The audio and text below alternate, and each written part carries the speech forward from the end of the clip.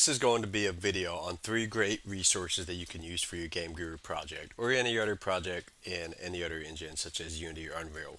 But this video is mainly tailored towards people using the Game Guru Max software because that community tends to draw on people who are non-artists or non-programmers, and I tend to see a lot more people like that who aren't artists. A little bit of background about myself: I do know CG. I've spent many hours in Autodesk Maya. I'm not a professional, but I have been hired by people to do CG artwork before. For example, this scene right here is something I'm making for an independent filmmaker, and I understand how frustrating it can be not having artwork you need or a particular piece of something you need to give you that higher quality for your game project. And you don't want to rely too heavily on pre-made assets or bought assets, but you still need assets for your game. So these are going to be good resources for your project that you can use and while still having that custom asset look into your project. Now, the first software I'm going to recommend is a website called Cool Text, and what it essentially lets you do is create different logos, different fonts, let you create different fonts and logos with different styles, and this is very useful for your menus. Maybe you're making a settings menu, maybe you're making a logo for your game. This is particularly useful in Game Guru Max's UI editors, and it allows you to create a lot of different UIs for your game. When you download your custom cool text file, it comes with transparency in the background. It gives you that quality, and then you can move it anywhere on your menu.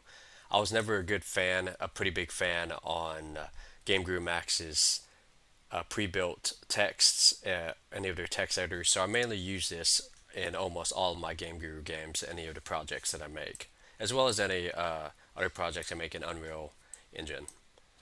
Now, keep in mind that there is a possibility that not all the fonts that you can use on this website, not all of the things that you make will be royalty free. But for the most part, Cool Text is a royalty free software, but make sure to read the fine print before you use it in any of your projects or you decide to sell your project, such as on a shop like Steam. So make sure that you do have rights to put it in your game before you use any specific fonts, especially if you do download any of the fonts and then use them into your game. As for making assets and modeling, if you don't want to use Blender or you don't have the time or Autodesk Maya, this great resource right here is Asset Forge. It's on itch.io. It's the link is going to be kenny.itch.io, made by someone named Kenny. But this Forge right here allows you to create assets on the fly a much more quicker than say using Autodesk Maya. It's a much more simpler, it's almost kind of like a video game the way you design stuff here. It's a drag and drop system where you just put parts together and you can make great resources, high quality. It's still low poly is what it's geared towards, low poly assets, but they look great. They have support for many different file formats that you can export into, and it does support many of the main engines, including Game Guru Max. But as of the time of this video, this software does cost $19.95 as the time of this video, but I highly recommend getting it anyways because over the long run, it's going to be a very useful tool in your game making toolkit. Now, one final resource I do want to add into this video is Daz Studio. Now, it might not belong in this video simply because it does have a steeper artistic learning curve, but the reason I want to keep it in this video is simply because I found so much different uses with this software.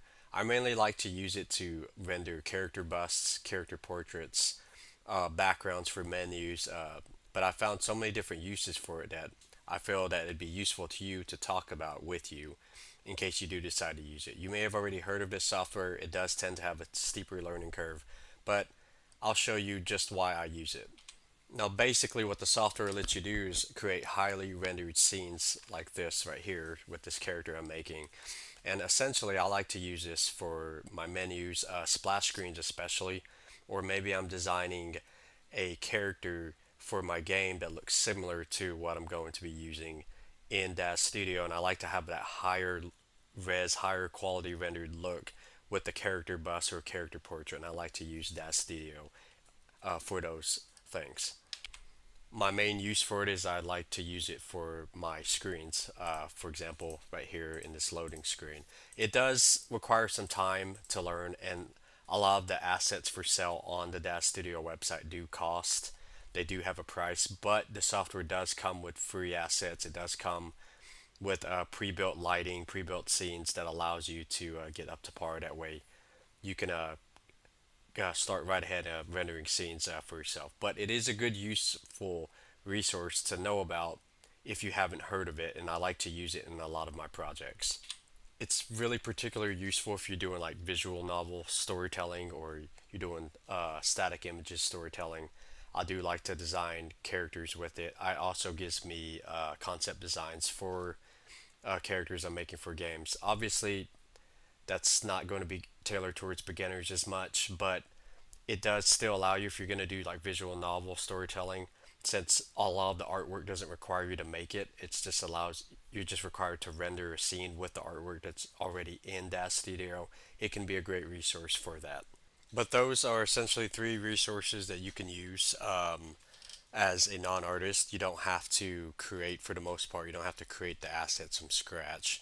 You don't have to 3D model the assets from scratch. But those are assets that I use in my daily work that don't really require you to be an insanely good artist, and you can still implement them in your game.